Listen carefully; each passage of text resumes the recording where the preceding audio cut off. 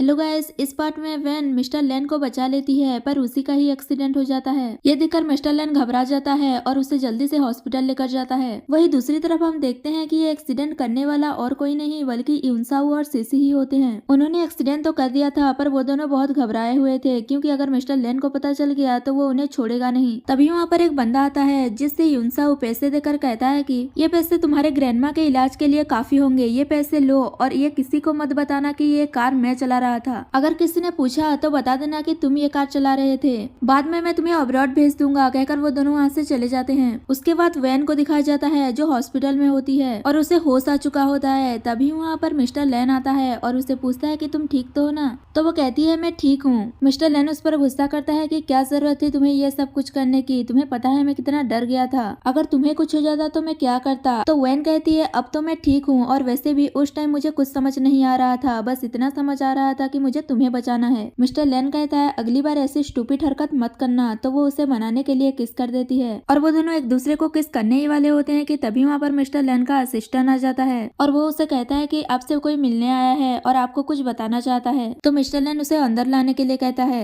Assistant उसे बुलाने के लिए जाता है। तभी हम देखते हैं कि वो और कोई नहीं बल्कि वही लड़का होता है जिसे यूनसाओ ने पैसे दिए थे और वो सच बताने आया था। पर तभी उसे यूनसाओ का वीडियो कॉल आता है तो वो साइट में जाकर रिसीव करता है और वो देखता है कि यूनसाओ उसके ग्रैंड मदर को हर्ट कर रहा है। यूनसाओ उसे कहता है कि मैंने तुम्हें वार्न किया था ना कि ये बात किसी को नहीं बताओगे कि वो कार मैं चला रहा था, लगता है तुमने उस बात को सीरियसली नहीं लिया, अगर तुमने ये बात किसी को बताया तो मैं तुम्हारे ग्रैंड मदर को छोड़ूंगा नहीं। तो वो लड़का कहता है मेरे ग्रैंड मदर को कुछ मत करो, मैं अभी यहाँ से जा रहा हूँ, कहकर वहाँ से जा रहा होता है। तभी असिस्टेंट और बॉडीगार्ड्स उसे रोक लेते हैं और मिस्टर लेन के पास लेकर जाते हैं और बताते हैं कि ये भागने की कोशिश कर रहा था।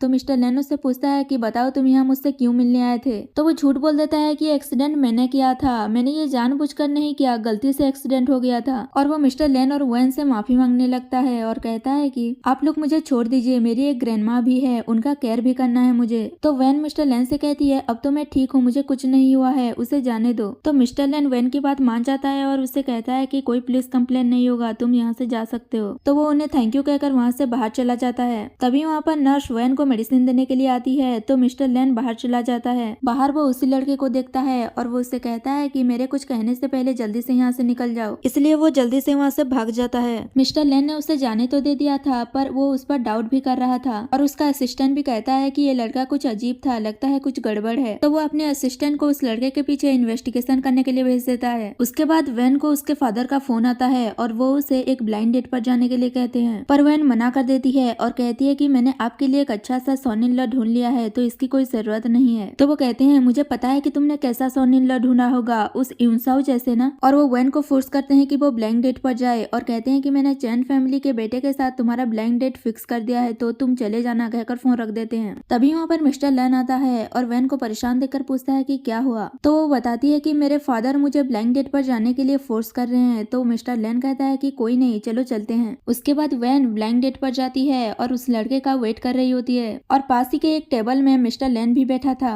थोड़ी देर बाद ब्लाइंड डेट वाला लड़का आता है और वो वैन से अपने आप को इंट्रोड्यूस करता है और वो कहता है कि शादी के बाद जल्द ही मुझे एक बच्चा चाहिए और तुम घर में रहकर मेरे और मेरे बच्चे का ध्यान रखोगी। और वो उसे पूछता है कि क्या तुम वर्जन हो, अगर नहीं हो तो मैं तुम्हें डाउरी नहीं दूंगा। ये सब सुन सुनकर वैन गुस्सा हो जाती है और वो उस पर ड्रिंक फेंक देती है और कहती है कि तुम्हें वाइफ चाहिए या बच्चा पैदा करने वाला एक मशीन। ये सुनकर मिस्टर लेन स्माइल करने लगता है। वैन उस लड़के से कहती है ऐसे तो तुमसे कोई लड़की शादी नहीं करेगी और ये तुम डिजर्व भी करते हो। ये सुनकर वो लड़का गुस्से से वैन को थप्पड़ मारने वाला था पर तभी वहाँ पर मिस्टर लेन आ जाता है और उस लड़के से कहता है कि तुम्हारी हिम्मत कैसे हुई ऐसा करने की। तो वो लड़का पूछता है तुम कौन हो? मिस्टर लेन बताता है कि मैं वैन का हस्बैंड हूँ और यहाँ पर ये पार्ट खत्म हो जाता है।